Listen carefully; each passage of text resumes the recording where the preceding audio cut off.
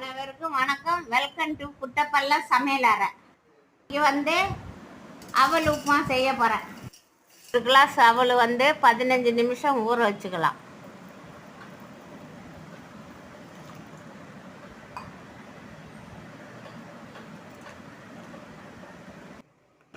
இப்போ கடாய் காஞ்சிடுச்சு. 2 ஸ்பூன் எண்ணெய் ஊற்றிக்கலாம்.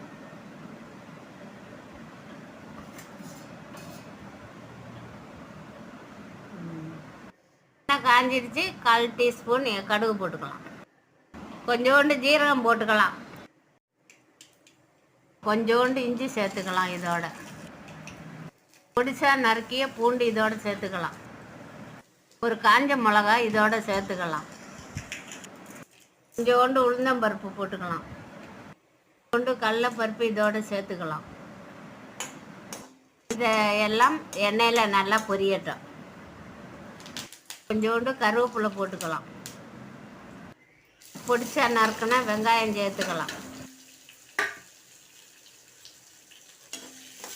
இதெல்லாம் நல்லா எண்ணெயில் வதக்கிக்கலாம். தேவையான அளவு உப்பு சேர்த்துக்கலாம். தேவையான அளவு மஞ்சத்தூள் சேர்த்துக்கலாம்.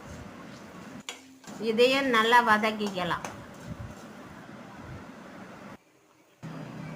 நல்லா தண்ணி வடிகட்டினா அவளை இதோடு சேர்த்துக்கலாம். இது அப்படியே நல்லா கிளறிக்கலாம்.